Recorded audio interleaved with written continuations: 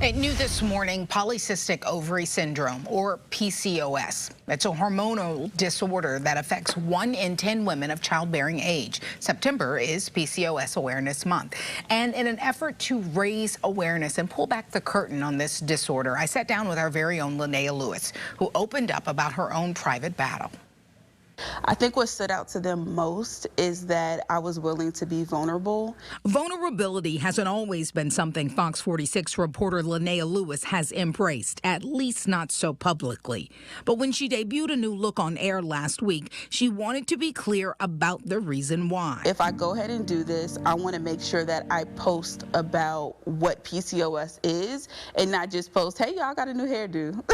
PCOS stands for Polycystic Ovary Syndrome. The hormonal disorder affects 1 in 10 women of childbearing age. The severest cases can cause infertility. And that's what Linnea says stopped her cold when diagnosed. Me and my husband always talked about the whole kid situation, and we were like, if it happens, it happens.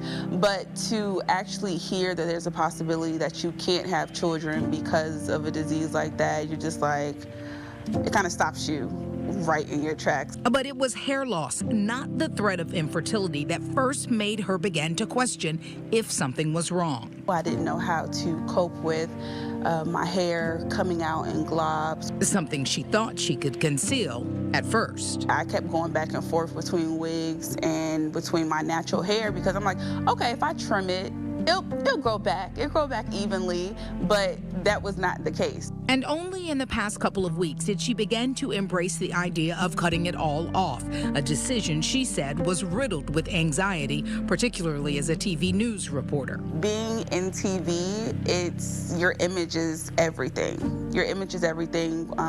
Even like we're judged online all the time in the comments, and we pretty much try to ignore that type of stuff. And yet ultimately, the choice empowered her. Once he took those razors and started cutting, it felt great. It felt great. My scalp was really free. And that freedom quickly led to an overflow of emotions from the outpouring of support she's received. So many people messaged me basically saying oh my God, I have this too.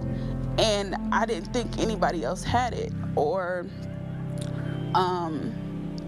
men saying, oh my God, my wife has this. I showed her your story and she says, thank you so much. Even in one of my posts I put, I think I might wear a wig on air. I don't know yet. And everybody was like, no, don't do that. You don't need that. You look beautiful, rock it. And she wants other women to know they can do the same. It really showed you are not your hair. You are not you don't have to do what other people think is best for you. You have to make sure that you're doing what's satisfying your soul and satisfying you and making you happy every day. And I feel great having to wake up and not have to put flat irons to my hair.